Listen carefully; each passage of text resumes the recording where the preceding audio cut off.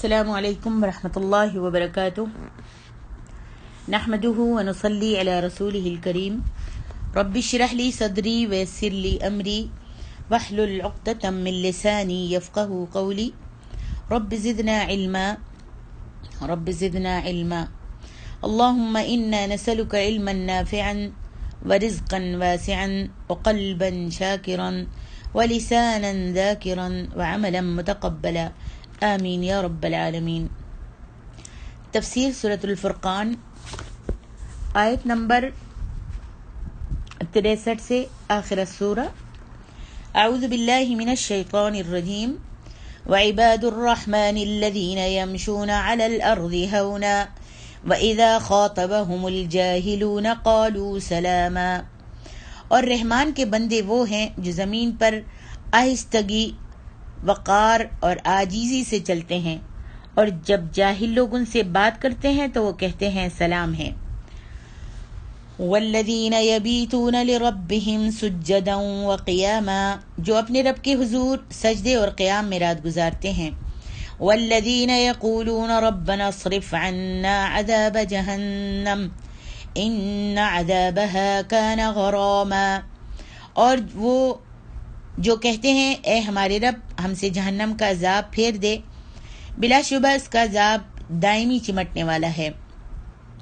انہا ساءت مستقرا ومقاما، بے شک وہ جہنم ٹھہرنے اور قیام کرنے کی بری جگہ ہے۔ والذین اذا انفقوا لم يسرفوا ولم يقتروا وكان بین ذلك قواما، اور وہ لوگ جب وہ خرچ کرتے ہیں تو نہ اسراف کرتے ہیں اور نہ تنگی بخیلی ہی کرتے ہیں، اور ان کا خرچ اس کے درمیان معتدل ہوتا ہے۔ اللہ تبارک و تعالیٰ کے مومن بندوں کی صفات یہ ہیں، الذین یمشون علی الارض ہونا، وہ جب زمین پر آہستگی سے چلتے ہیں۔ یہ مومن بندوں کی صفات اللہ رب العالمین بیان فرما رہے ہیں کہ مومن بندے وہ ہیں جو زمین پر آہستگی سے چلتے ہیں، سکون اور وقار کے ساتھ چلتے ہیں، غرور اور تکبر کے ساتھ نہیں چلتے، جیسا کہ فرمایا وَلَا تَمْشِ فِي الْأَرْضِ مَرَحًا، سورۃ لقمان، اور تو زمین میں اکڑ کر مت چلنا۔ اللہ تعالیٰ کے بندے زمین میں تکبر کے ساتھ اور اکڑ کر نہیں چلتے، اور نہ وہ غرور کے ساتھ اتراتے ہوئے چلتے ہیں۔ اس کے یہ معنی نہیں کہ وہ مریضوں کی طرح تصنع اور ریاکاری کے ساتھ چلتے ہیں، لوگوں کو دکھانے کے لیے بناوٹ کا لبادہ پہن کر اور جھک کر کمر کو جھکا کر چلتے ہیں۔ حضرت آدم علیہ السلام جب چلتے تھے تو یوں معلوم ہوتا تھا گویا اونچی جگہ سے نیچے آ رہے ہوں، اور زمین گویا آپ کے لیے لپیٹی جا رہی ہو۔ اس لیے ہون سے یہاں مراد ہونا، اس سے مراد سکینت اور وقار ہے، جیسا کہ نبی علیہ السلام نے فرمایا اذا اتیتم الصلاة فلا تأتوها وانتم تسعون واتوها وعلیکم السکینہ فما ادرکتم فصلوا وما فاتکم فاتموا، جب تم نماز کے لیے آؤ تو دوڑتے ہوئے مت آؤ، بلکہ اس طرح آیا کرو کہ تم نے سکینت کو اختیار کر رکھا ہو، بس نماز کا جو حصہ پالو اس کو پڑھ لو، اور جو تم سے رہ جائے اس کو تم مکمل کر لو۔ ارشاد باری تعالیٰ ہے وَإِذَا خَاطَبَهُمُ الْجَاهِلُونَ قَالُوا سَلَامًا، اور جب جاہل لوگ ان سے جاہلانہ گفتگو کرتے ہیں تو وہ کہتے ہیں سلام ہے۔ یعنی جب جاہل لوگ جہالت کا ثبوت دیتے ہوئے ان سے بری بات کرتے ہیں تو وہ جواب میں اسی طرح کی بری باتوں کا جواب نہیں دیتے، بری باتوں کا جواب بری باتوں سے نہیں دیتے، بلکہ عفو اور درگزر سے کام لیتے ہیں، اور اچھی بات ہی ان کو کہتے ہیں، اچھی طرح سے اچھی بات کا جواب دیتے ہیں، جیسا کہ رسول اللہ صلی اللہ علیہ وآلہ وسلم کا معمول تھا کہ جیسے کوئی جاہل شدید جہالت کا ثبوت جب دیتا تو آپ اسی قدر زیادہ حلم کا مظاہرہ فرماتے تھے، تحمل کے ساتھ جواب دیا کرتے تھے. جیسا کہ فرمایا وَإِذَا سَمِعُوا اللَّغْوَ أَعْرَضُوا عَنْهُ، جب وہ بیہودہ بات سنتے ہیں تو اس سے اعراض کر لیتے ہیں، یا تو اعراض کر لیتے ہیں اور سلام کہتے ہوئے وہاں سے گزر جاتے ہیں. گالی کا جواب گالی سے نہیں، بری بات کا جواب بری بات سے نہیں، بلکہ یا تو سلام کرتے ہوئے گزر جاتے ہیں، یا درگزر کر دیتے ہیں، یا پھر اچھی طرح سے ان کی بات کا جواب دیتے ہیں. امام احمد نے نعمان بن مقرن مزنی سے روایت کیا ہے کہ ایک شخص نے نبی علیہ الصلوۃ والسلام کے پاس کسی دوسرے شخص کو گالی دی، تو جس کو گالی دی گئی تھی اس نے جواب میں یہ کہنا شروع کر دیا، تجھ پر اللہ کی سلامتی ہو. تو نبی علیہ الصلوۃ والسلام نے اس سے مخاطب ہو کے فرمایا، سنو، یقیناً تمہاری طرف سے ایک فرشتہ دفاع کر رہا ہے. یعنی جب وہ گالی دے رہا ہے، دوسرا گالی دے رہا ہے اور تم آرام سے کہہ رہے ہو کہ اللہ کی سلامتی ہو تم پر، تو تمہاری طرف سے ایک فرشتہ دفاع کر رہا ہے. جب بھی وہ تمہیں گالی دیتا ہے تو فرشتہ تمہارے بدلے کہتا ہے کہ تم ہی اس گالی کے مصداق ہو. یعنی جو گالی دے رہا ہے اس کے جواب میں فرشتہ کہتا ہے کہ یہ گالی تم پر ہی ہے، یعنی دینے والے پر، بلکہ تم اس کے زیادہ حقدار ہو. اور جب تم یہ کہتے ہو کہ تم پر اللہ کی سلامتی ہو تو فرشتہ کہتا ہے اس پر نہیں بلکہ تم پر اللہ کی سلامتی ہو. اللہ تعالیٰ کی سلامتی کے اس کی نسبت تم زیادہ حقدار ہو. اس حدیث کی سند حسن ہے، مگر ائمہ محدثین نے اسے بیان نہیں کیا. پھر اللہ تبارک و تعالیٰ نے بیان فرمایا ہے کہ ان کی رات بہترین رات ہوتی ہے. یعنی مومن بندوں کی یہاں پر صفتیں اللہ رب العالمین بیان فرما رہے ہیں. فرمایا کہ وہ ان کی رات جو ہے وہ بہترین رات ہوتی ہے. والذین یبیتون لربہم سجدا وقیاما، وہ اپنی رات اللہ رب العالمین کی اطاعت اور عبادت میں بسر کرتے ہیں. جیسا کہ فرمایا کانوا قلیلا من اللیل ما یہجعون وبالاسحار هم یستغفرون. سورۃ الذاریات. وہ رات کے تھوڑے حصے میں سوتے ہیں اور اوقات سحر میں بخشش مانگا کرتے ہیں، یعنی سحری کے وقت بخشش مانگا کرتے ہیں، استغفار میں لگے رہتے ہیں. آج ہم اپنے آپ پر غور کریں کہ ہماری راتیں کس چیز میں بسر ہوتی ہیں. ڈرامے، فلمیں دیکھنے میں، لوگوں کی چغلیاں اور غیبتیں کرنے میں، یا بیکار فضول کاموں اور باتوں میں ہم اپنی راتوں کو گزارتے ہیں. تو مومن بندوں کی صفت میں سے ایک صفت یہ بھی ہے کہ وہ رات اپنے رب کے سامنے سجدے کر کے اور عجز و انکساری کے ساتھ اپنے گناہوں کی بخشش طلب کرتے رہتے ہیں. اللہ تعالی ہم کو تہجد گزاروں میں سے بنا دے. اسی لیے فرمایا والذین یقولون ربنا اصرف عنا عذاب جہنم ان عذابها کان غراما، اور وہ جو کہتے ہیں کہ ہمارے پروردگار دوزخ کے عذاب کو ہم سے پھیر دے، بلا شبہ اس کا عذاب ہمیشہ چمٹنے والا ہے اور وہ ہمیشہ چمٹا رہنے والا ہے.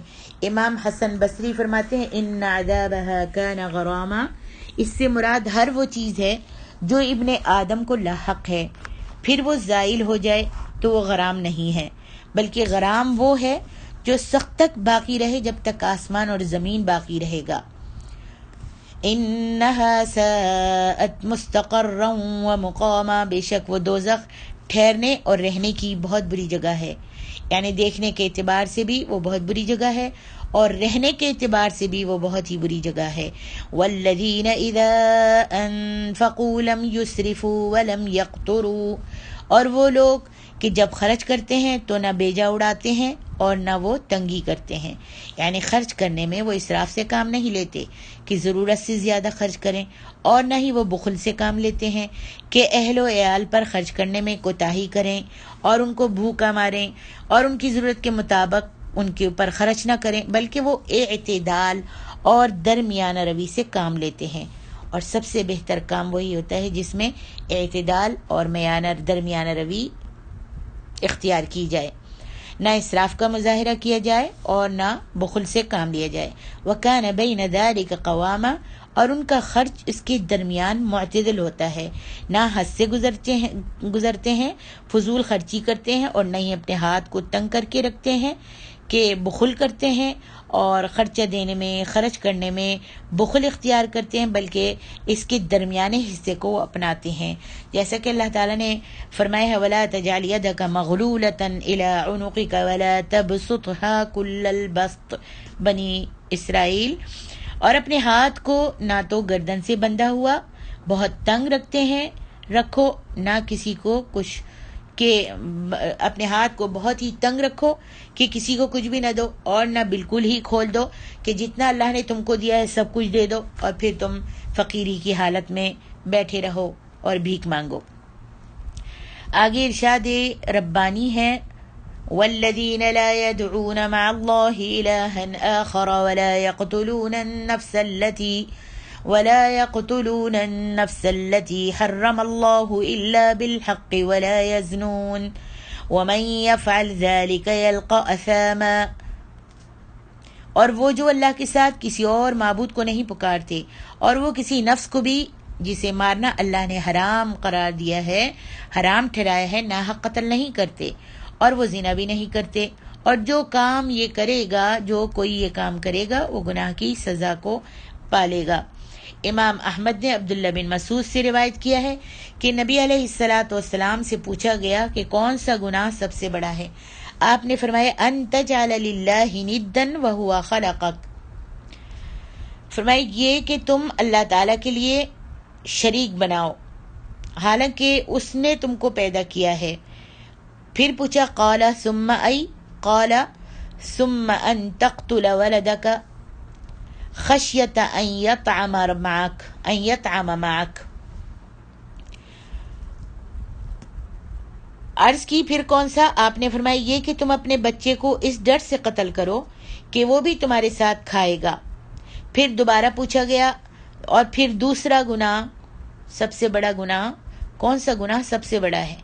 اللہ کے رسول صلی اللہ علیہ وسلم نے فرمایا کہ سب سے پہلا گناہ اللہ کا شریک ٹھہرانا، اللہ کا شریک ٹھہرانا کہ اللہ بھی کرتا ہے اور فلاں بھی کرتے ہیں، اللہ بھی دیتے ہیں فلاں بھی دیتے ہیں، اٹھتے بیٹھتے اللہ کے سوا دوسرے کا نعرہ لگانا اور اٹھتے بیٹھتے اللہ کے سوا دوسرے کسی کو پکارنا، تو یہ شرک ہے اور یہ سب سے بڑا گناہ ہے. پھر پوچھا گیا کون سا؟ تو آپ نے فرمایا اپنے بچے کو اس وجہ سے قتل کرنا کہ وہ تمہارے ساتھ کھائے گا، یہ بھی سب سے بڑا گناہ ہے. پھر پوچھا گیا اس کے بعد کون سا؟ تو آپ نے فرمایا اپنے پڑوسی کی بیوی کے ساتھ زنا کرنا.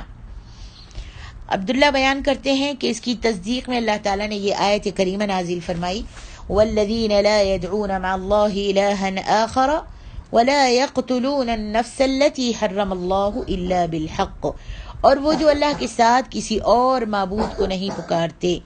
امام نسائی نے بھی اس حدیث کو اسی طرح روایت کیا ہے. سعید بن جبیر سے روایت ہے کہ انہوں نے حضرت ابن عباس کو بیان کرتے ہوئے سنا کہ کچھ مشرکوں نے قتل بھی بہت کیے اور بدکاری بھی بہت کی. پھر انہوں نے نبی علیہ الصلاۃ والسلام کی خدمت میں حاضر ہو کر عرض کی کہ آپ جو فرماتے ہیں اور جس کی دعوت دیتے ہیں وہ بہت خوب ہے، لہذا آپ یہ بتائیے کہ ہم نے جو برے عمل کیے ہیں، برے کام کیے ہیں، ان کا کفارہ کیا ہے؟ تو اس موقع پر یہ آیت نازل ہوئی. یعنی بہت سے لوگ اسلام لانے کے لیے آئے اور انہوں نے نبی علیہ الصلاۃ والسلام سے فرمایا کہ آپ جس بات کی دعوت دیتے ہیں وہ بہت ہی اچھی ہے، لیکن یہ فرمائیے کہ ہم نے جو اپنی زندگی میں، پیچھے زندگی میں جو برے کام کیے ہیں ان کا کفارہ کیا ہے؟ تو اس موقع پر یہ آیت نازل ہوئی والذین لا يدعون مع اللہ الہا آخر، اور وہ جو اللہ کے ساتھ کسی کو معبود نہیں پکارتے، کسی کو شریک نہیں ٹھہراتے. نیز یہ آیت کریمہ بھی نازل ہوئی قل یا عبادی الذین اسرفوا علی انفسہم، اے نبی صلی اللہ علیہ وسلم میری طرف سے لوگوں کو آپ کہہ دیجئے کہ اے میرے بندو جنہوں نے اپنی جانوں پر زیادتی کی ہے اور وہ اللہ تعالیٰ کی ذات سے نا امید نہ ہوں، اگر اسلام لے آئیں گے اور توبہ کر لیں گے اسلام لانے کے بعد، الاسلام یہدم ما کان قبلہ، اسلام لانے کے بعد پچھلی زندگی یہ سارے گناہ اللہ رب العالمین معاف کر دیتا ہے، اس کی ذات سے نا امید نہ ہو۔ آگے فرمایا وَمَن يَفْعَلْ ذَلِكَ يَلْقَ أَثَامًا، اور جو بھی یہ کام کرے گا وہ سخت گناہ کی سزا اس کو اس گناہ کی سخت سزا ملے گی۔ حضرت عبداللہ بن عمرو سے روایت ہے کہ اسام جہنم کی ایک وادی کا نام ہے۔ اکرمہ کا بھی یہی قول ہے، یلقا اسامہ، اسام جہنم کی وہ وادیاں ہیں جن میں زانیوں کو عذاب دیا جائے گا۔ اللہم احفظنا۔ یہ معنی آیت کے ظاہری الفاظ سے زیادہ مناسبت رکھتے ہیں، اسی لیے بعد کے الفاظ میں اس کی تفسیر بیان کرتے ہوئے کہا گیا یضاعف لہ العذاب یوم القیامہ، قیامت کے دن اس کو دگنا عذاب دیا جائے گا، یعنی اسے بار بار اور بہت سخت عذاب دیا جائے گا۔ وَيَخْلُدْ فِيهِ مُهَانًا، اور وہ ہمیشہ اس میں ذلت و خواری کے ساتھ رہے گا، اس میں حقیر و ذلیل ہو کر پڑا رہے گا۔ إِلَّا مَن تَابَ وَآمَنَ وَعَمِلَ عَمَلًا صَالِحًا، مگر جس نے توبہ کی اور وہ ایمان لایا اور اس نے اچھے عمل کیے، یعنی ان برے اعمال کی سزا وہ ہے جو بیان کی گئی ہے، اسے ملے گی۔ إِلَّا مَن تَابَ، مگر جس نے توبہ کی، یعنی دنیا میں ان تمام گناہوں سے اللہ تعالیٰ کی جناب میں توبہ کر لی تو اللہ تعالیٰ اس کی توبہ کو قبول فرما لے گا، اسے سزا نہیں ملے گی۔ یہ آیت کریمہ اس بات کی دلیل ہے کہ قاتل کی توبہ بھی صحیح ہے، اور اس آیت میں سورۃ نساء کی حسب ذیل آیت میں کوئی تعارض نہیں ہے۔ وَمَن يَقْتُلْ مُؤْمِنًا مُتَعَمِّدًا، جو شخص کسی مسلمان کو قصداً مار ڈالے۔ یہ آیت کریمہ اگرچہ مدنی ہے مگر یہ مطلق ہے اور اسے اسی شخص پر محمول کیا جائے گا جو توبہ نہ کرے، کیونکہ یہ توبہ کے ساتھ مقید ہے۔ پھر اللہ سبحانہ وتعالیٰ کا ارشاد پاک ہے ان اللہ لا یغفر ان یشرک بہ ویغفر ما دون ذلک لمن یشاء، یقیناً اللہ اس گناہ کو نہیں بخشے گا کہ کسی کو اس کا شریک بنایا جائے، اور اس کے سوا دوسرے گناہوں کو چاہے گا تو اللہ رب العالمین معاف کر دے گا۔ نبی علیہ السلام کی سنت صحیحہ سے ثابت ہے کہ قاتل کی توبہ بھی قبول ہو جاتی ہے، جیسا کہ وہ حدیث ہے جس میں مذکور ہے کہ ایک شخص نے جب 100 قتل کرنے کے بعد توبہ کی تو اللہ تعالیٰ نے اس کی توبہ کو قبول فرما لیا تھا۔ اسی طرح اور بھی بہت سی احادیث سے ثابت ہے کہ قاتل کی توبہ بھی قبول ہو جاتی ہے۔ فَأُولَئِكَ يُبَدِّلُ اللَّهُ سَيِّئَاتِهِمْ حَسَنَاتٍ وَكَانَ اللَّهُ غَفُورًا رَحِيمًا، تو ایسے لوگوں کے گناہوں کو اللہ نیکیوں سے بدل دے گا، اور اللہ تو بہت ہی زیادہ بخشنے والا اور مہربان ہے۔ امام احمد نے حضرت ابو ذر کی روایت کو بیان کیا ہے، انہوں نے کہا کہ نبی صلی اللہ علیہ وآلہ وسلم نے فرمایا میں اس شخص کو جانتا ہوں جو دوزخ سے سب سے آخر میں نکلے گا اور جنت میں سب سے آخر میں داخل ہوگا۔ ایک شخص کو لایا جائے گا تو اللہ تعالیٰ فرمائے گا کہ اس کے بڑے گناہوں سے چشم پوشی کرو اور چھوٹے گناہوں کے بارے میں اس سے پوچھو، اس کے بڑے گناہوں سے چشم پوشی کر دو، یعنی چھپا لو، اور چھوٹے گناہوں کے بارے میں اس سے پوچھو۔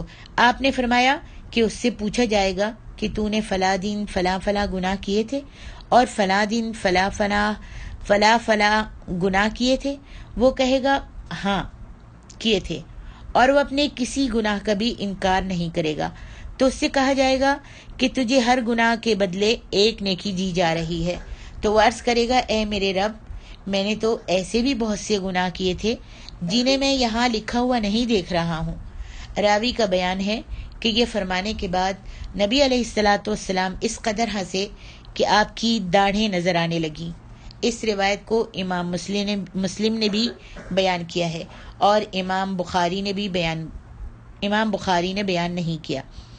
امام ابن ابو حاتم نے ابو جابر سے روایت کیا ہے کہ انہوں نے مکحول کو بیان کرتے ہوئے سنا کہ ایک بہت ہی بوڑھے شخص جن کے ابرو آنکھوں پر گر چکے تھے، جن کی بھویں آنکھوں پر گر چکی تھیں، آئے۔ انہوں نے عرض کی کہ اے اللہ کے رسول صلی اللہ علیہ وآلہ وسلم، میں ایک ایسا شخص ہوں جس نے بہت ساری غلطیاں اور بہت گناہ کیے ہیں۔ کوئی چھوٹی بڑی ظلم و زیادتی ایسی نہیں ہے جس کا میں نے ارتکاب نہ کیا ہو اور وہ گناہ میں نے نہ کیا ہو، بلکہ میں نے تو اس قدر کثرت کے ساتھ گناہ کیے ہیں کہ اگر انہیں تمام اہل زمین پر تقسیم کر دیا جائے تو وہ انہیں تباہ اور برباد کر دیں۔ تو کیا میری توبہ بھی قبول ہو سکتی ہے؟ نبی علیہ الصلوۃ والسلام نے اس سے فرمایا اسلمتا تم مسلمان ہو؟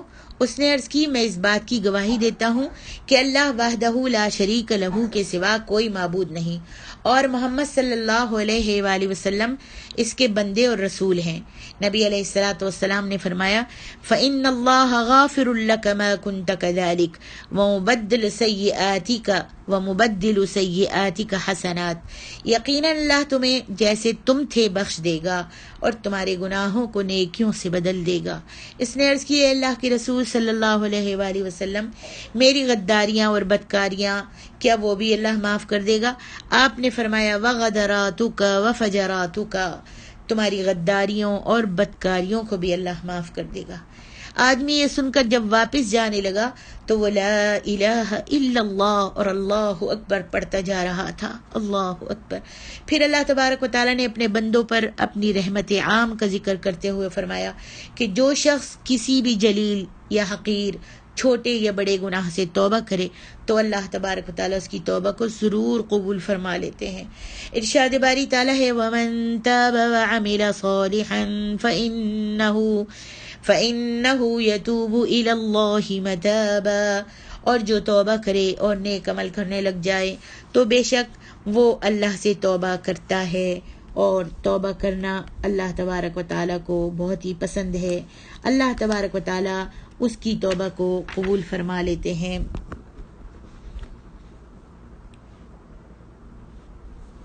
بندگان الہی کی یہ بھی صفات ہیں، اللہ تبارک و تعالیٰ نے فرمایا کہ بندگان الہی کی یہ بھی صفات ہیں کہ وہ جھوٹی گواہی بھی نہیں دیتے۔ والذین لا یشہدون الزور واذا مروا باللغو مروا کراما، اور وہ جو جھوٹی شہادت نہیں دیتے اور جب کسی بیہودہ کام سے ان کا گزر ہو تو وہ عزت و وقار سے وہاں سے گزر جاتے ہیں۔ والذین اذا ذکروا بآیات ربہم لم یخروا علیہا صما وعمیانا، اور وہ کہ جب انہیں ان کے رب کے آیات کے ذریعے سے نصیحت کی جاتی ہے تو وہ ان پر بہرے اور اندھے ہو کر نہیں گر پڑتے۔ والذین یقولون ربنا هب لنا من ازواجنا وذریاتنا قرۃ اعین وجعلنا للمتقین اماما، اور وہ جو کہتے ہیں اے ہمارے رب ہمیں ہماری بیویوں اور اولاد کی طرف سے آنکھوں کی ٹھنڈک عطا فرما اور ہمیں متقیوں کا امام بھی بنا دے۔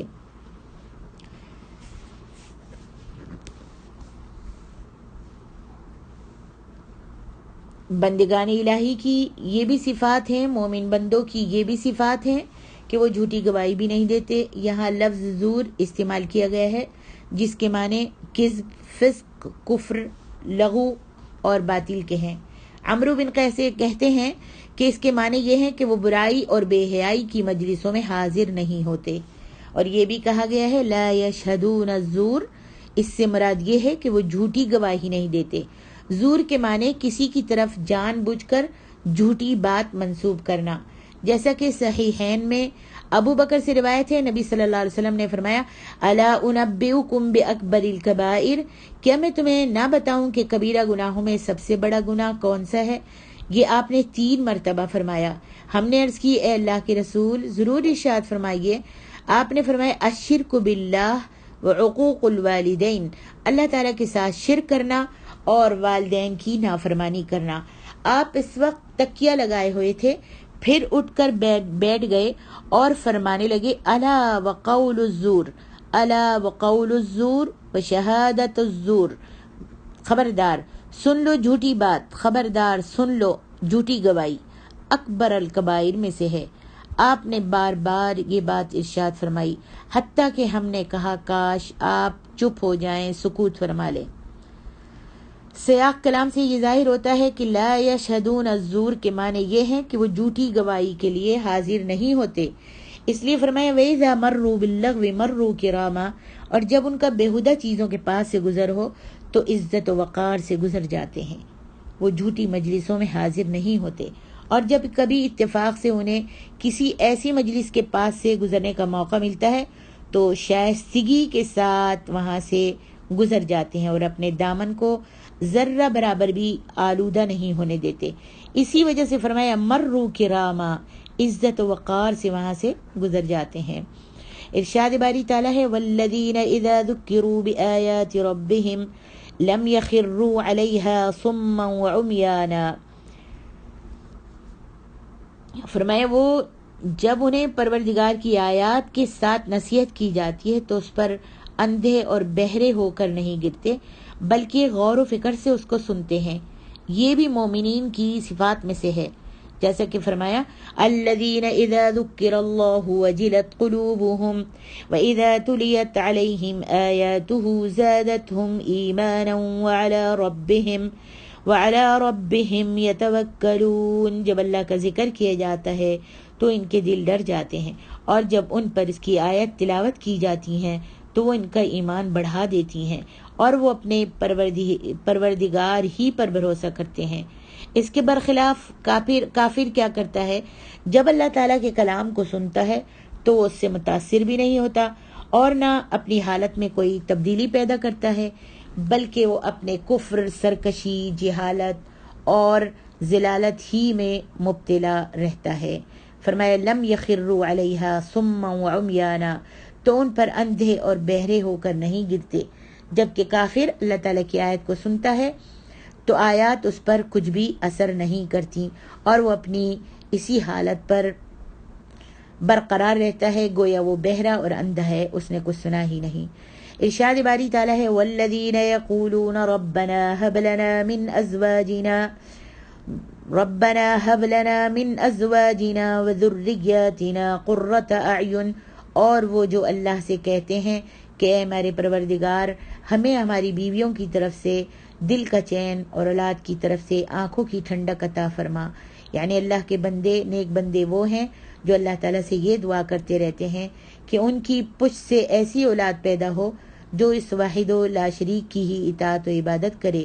ابن عباس فرماتے ہیں کہ ان کی مراد یہ ہے کہ ان کی اولاد بھی ایسی ہو جو اللہ تعالیٰ کی اطاعت کے مطابق عمل کرے تاکہ دنیا و آخرت میں انہیں آنکھوں کی ٹھنڈک نصیب ہو. امام احمد رحمۃ اللہ علیہ نے جبیر بن نفیر سے روایت کیا ہے، وہ اپنے باپ سے بیان کرتے ہیں کہ ایک دن ہم مقداد بن اسود کے پاس بیٹھے ہوئے تھے کہ ان کے پاس سے ایک شخص گزرا اور کہنے لگا کہ مبارک ہیں یہ دونوں آنکھیں جو نبی علیہ الصلاۃ والسلام کے دیدار سے فیضیاب ہوئی ہیں. یعنی مبارک ہو یہ دونوں آنکھیں جنہوں نے نبی صلی اللہ علیہ وسلم کا چہرہ مبارک دیکھا ہے. اے کاش ہم بھی وہ دیکھتے جو آپ نے دیکھا اور ہم بھی وہ مشاہدہ کرتے جو آپ نے مشاہدہ کیا. اس سے مقداد ناراض ہو گئے تو مجھے تعجب ہوا کیونکہ اس شخص نے تو اچھی بات کہی تھی. پھر اس کی طرف متوجہ ہوئے اور فرمانے لگے کہ آدمی کو اس بات پر کون سی چیز آمادہ کرتی ہے کہ اس موقع پر حاضر ہونے کی تمنا کرے جس سے اللہ تعالیٰ نے اسے غائب رکھا ہے، کیونکہ اسے نہیں معلوم کہ اگر وہ اس موقع پر حاضر ہوتا تو اس کا طرز عمل کیا ہوتا. اللہ کی قسم نبی علیہ الصلاۃ والسلام کی خدمت میں بہت سے ایسے لوگ بھی حاضر ہوئے جنہیں اللہ تعالیٰ نے اوندھے منہ جہنم رسید کر دیا کیونکہ انہوں نے آپ کی تصدیق نہیں کی، آپ کی نبوت اور رسالت کو قبول نہیں کیا تھا. کیا تم اس بات پر اللہ تعالیٰ کا شکر ادا نہیں کرتے کہ اس نے جب سے تمہیں پیدا کیا ہے تم اپنے اللہ تعالیٰ کو پہچانتے ہو اور تمہارے نبی تمہارے پاس جس دین و شریعت کو لائے ہیں تم اس کی تصدیق بھی کرتے ہو، اور اللہ تعالیٰ نے دوسرے لوگوں کو آزمائش میں مبتلا کر کے تمہیں بچا لیا ہے. نبی کریم صلی اللہ علیہ وآلہ وسلم کو دور جاہلیت میں ایسے حالات میں مبعوث کیا گیا تھا کہ ان سے زیادہ شدید حالات میں کسی نبی کی بعثت عمل میں نہیں آئی تھی. اس میں لوگ یہ سمجھتے تھے کہ بتوں کی عبادت سے افضل کوئی دین نہیں ہے. آپ ایسے دین فرقان کے ساتھ تشریف لائے جس نے حق و باطل میں فرق کر دیا، جس نے باپ اور بیٹے میں فرق کر دیا. اگر آدمی اپنے والد یا بیٹے یا بھائی کو دیکھتا کہ وہ کافر ہے اور اللہ تعالیٰ نے اس کے دل کے قفل کو، اس کے دل کے تالے کو ایمان کے لیے کھول دیا ہے تو وہ جانتا تھا کہ اس کا وہ باپ یا بیٹا یا بھائی جس نے ایمان کو قبول نہیں کیا مرنے کے بعد جہنم رسید ہوگا. اس سے اس کی آنکھیں ٹھنڈی نہیں ہوتی، اس کا پیارا دوزخ میں جائے گا. آنکھیں ٹھنڈی نہیں ہوتی کہ اس کا پیارا دوزخ میں جائے گا. جبکہ اللہ تبارک و تعالی نے اس بات کا ذکر کرتے ہوئے فرمایا ہے والذین یقولون ربنا هب لنا من ازواجنا وذریاتنا قرۃ اعین، اور وہ جو اللہ سے یہ کہتے ہیں کہ اے ہمارے پروردگار ہمیں ہماری بیویوں کی طرف سے دل کا چین اور اولاد کی طرف سے آنکھوں کی ٹھنڈک عطا فرما۔ ہم کو بھی چاہیے کہ اس دعا کو یاد کر لیں اور ہم سب اپنی نمازوں میں اور اپنی دعاؤں میں اس دعا کو پڑھا کریں۔ اس حدیث کی سند صحیح ہے۔ اس کا فرمان ہے وَجَعَلْنَا لِلْمُتَّقِينَ إِمَامًا، اور ہمیں پرہیزگاروں کا امام بنا دے۔ ابن عباس کہتے ہیں کہ اس کا معنی یہ ہے کہ ہمیں ایسے امام بنا دے کہ خیر میں ہماری اقتدا کی جائے۔ دیگر ائمہ تفسیر کا قول ہے کہ اس کے معنی یہ ہیں کہ ہمیں ہدایت کرنے والے، ہدایت یافتہ اور خیر و بھلائی کے داعی بنا دے۔ انہوں نے اس بات کو پسند کیا کہ جس طرح وہ اللہ تعالیٰ کی عبادت کرتے ہیں اسی طرح ان کی اولاد بھی اللہ تعالیٰ کی عبادت کرے اور ان کی ہدایت کا دوسروں تک بھی نفع پہنچے، کیونکہ یہ بات کثرت ثواب اور حسن انجام کا سبب بنتی ہے۔ صحیح مسلم میں حضرت ابو ہریرہ سے مروی ہے کہ نبی علیہ الصلوۃ والسلام نے فرمایا اذا مات الانسان انقطع عنه عمله الا من ثلاثه الا من صدقة جاریہ او علم ينتفع به او ولد صالح يدعو له۔ جب ابن آدم فوت ہو جاتا ہے، جب آدمی فوت ہو جاتا ہے تو تین کے سوا اس کے تمام اعمال منقطع ہو جاتے ہیں۔ نمبر 1 صدقہ جاریہ، نمبر 2 یا وہ علم جس کے ساتھ اس کے بعد نفع حاصل کیا جا رہا ہو، نمبر 3 ایسا نیک بیٹا جو اس کے لیے دعا کرتا ہو۔ آگے ارشاد ربانی ہے اولئک یجزون الغرفۃ بما صبروا ویلقون فیہا تحیۃ وسلاما، انہی لوگوں کو ان کے صبر کے بدلے میں جنت کے بالا خانے جزا میں دیے جائیں گے اور وہاں دعا اور سلام کے ساتھ ان کا استقبال بھی ہوگا۔ خالدین فیہا حسنت مستقرا ومقاما، وہ ہمیشہ وہاں رہیں گے، وہ بہشت بہت اچھا مستقر اور مقام ہوگا۔ قل ما يعبأ بكم ربی لولا دعاؤکم فقد كذبتم فسوف يكون لزاما، کہہ دیجئے اگر تمہاری دعا التجا نہ ہوتی تو میرا رب تمہاری پرواہ نہ کرتا، تم حق کو جھٹلا چکے ہو، لہذا وہ عذاب تمہیں عنقریب لازم ہو کر رہے گا۔ اللہ تبارک و تعالی نے اپنے مومن بندوں کی صفات جمیلہ اور اقوال و افعال جلیلہ کا ذکر کرنے کے بعد فرمایا ہے اولئک، یہی لوگ جو ان صفات کے مالک ہیں، یجزون بدلہ دیے جائیں گے قیامت کے دن الغرفۃ بالا خانے، اور یہاں غرفہ سے مراد جنت ہے۔ ان بالا خانوں کو ان کی بلندی کی وجہ سے غرفہ کے نام سے موسوم کیا گیا ہے۔ بما صبروا، ان کے صبر کے بدلے میں، یعنی صبر کے ساتھ ان تمام کاموں کو، ان تمام امور کو انجام دینے کی وجہ سے وَيُلَقَّوْنَ فِيهَا تَحِيَّةً وَسَلَامًا، اور وہاں دعا و سلام کے ساتھ ان کا استقبال کیا جائے گا۔ اللہ اکبر، اللہم اجعلنا منہم، یعنی جنت میں انہیں اکرام و احترام سے نوازا اور دعا و سلام کے ساتھ سرفراز کیا جائے گا۔ ان کے لیے سلامتی ہی سلامتی ہوگی، ان کے اوپر بھی سلامتی ہوگی۔ فرشتے جنت کے ہر دروازے سے ان کے پاس آئیں گے اور کہیں گے کہ تم پر رحمت اور سلامتی ہو، یہ تمہاری ثابت قدمی کا بدلہ ہے، اور آخرت کا گھر بہت ہی خوب ہے، بہت ہی اچھا ہے۔ خالدین فیہا، وہ اس میں ہمیشہ رہیں گے، یعنی جنت میں وہ ہمیشہ ہمیشہ کے لیے مقیم رہیں گے، وہاں سے کہیں بھی تو نہیں جائیں گے، فوت بھی نہیں ہوں گے، موت بھی نہیں آئے گی، کسی اور جگہ ان کو منتقل بھی نہیں کیا جائے گا، جنت کے بجائے کوئی اور ٹھکانہ بدلنا بھی نہیں چاہیں گے، اور وہ خود بھی جنت کے بجائے کوئی اور ٹھکانہ کہیں اور جانا ان کو پسند نہیں ہوگا۔ اللہ اکبر۔ آگے ارشاد باری تعالیٰ ہے حسنت مستقرا ومقاما، وہ ٹھہرنے اور رہنے کی بہت ہی عمدہ جگہ ہے۔ اللہم اجعلنا منہم، منظر کے اعتبار سے بے حد حسین ہوگی اور جمیل ہوگی، اور مقام و منزل کے اعتبار سے بہت پاکیزہ ہوگی اور بہت ہی پاکیزہ ہوگی۔ پھر اللہ تبارک و تعالیٰ نے فرمایا ہے قل ما یعبأ بکم ربی، کہہ دیجئے میرا پروردگار بھی تمہاری کچھ پرواہ نہیں کرتا، اگر تم اس کی عبادت نہ کرتے تو اسے بھی تمہاری کچھ پرواہ نہیں ہے، اگر تم اس کی عبادت نہیں کرو گے، اس سے دعائیں اور التجا نہیں کرو گے تو اللہ رب العالمین کو بھی تمہاری کوئی پرواہ نہیں۔ اس نے تو ساری مخلوق کو پیدا ہی اس لیے فرمایا ہے کہ وہ اس کی عبادت کرے، اسے واحد و لا شریک مانے، صبح شام اس کی تسبیح اور تقدیس کے ترانے گائے۔ فقد کذبتم، پس تم نے حق کی یقیناً تکذیب کی ہے اے کافروں، فسوف یکون لزاما، سو وہ سزا تمہارے لیے جلد لازم ہوگی، یعنی تمہاری یہ تکذیب دنیا و آخرت میں تمہاری ہلاکت اور تباہی و بربادی کا سبب بنے گی۔ غزوہ بدر کے دن کفار کی تباہی و بربادی، ان کی ہلاکت بھی اسی میں داخل ہے۔ جب بڑے بڑے سرداران کفار کو، سرداران قریش کو مارا گیا تھا تو ان کی تباہی اور بربادی اور ہلاکت بھی اسی میں داخل ہے، جیسا کہ عبداللہ ابن مسعود، ابی ابن کعب اور قتادہ وغیرہ نے بیان فرمایا ہے۔ امام حسن بصری رحمۃ اللہ علیہ فرماتے ہیں کہ فسوف یکون لزاما، اس کے معنی یہ ہے کہ یہ سزا قیامت کے دن لازم ہوگی، اور ان دونوں اقوال میں کوئی تضاد نہیں، کیونکہ کفار کے لیے یہ سزا دنیا میں بھی ہے اور آخرت میں بھی ہے۔ وللہ الحمد، الحمدللہ سورۃ فرقان کی تفسیر مکمل ہوئی۔ اللہ رب العالمین اگر اس میں کوئی غلطی ہوئی ہے اور کوئی بات چھوٹ گئی ہے یا کوئی بات زیادہ نکل گئی ہے زبان سے، منہ سے، تو اللہ رب العالمین مجھ کو معاف فرما دے۔ اللہ تبارک و تعالی ہماری یہ چھوٹی سی کوشش کو قبول فرما لے اپنی رحمت اور برکت سے، اور اس کو میرے لیے صدقہ جاریہ بنائے۔ السلام علیکم ورحمۃ اللہ وبرکاتہ۔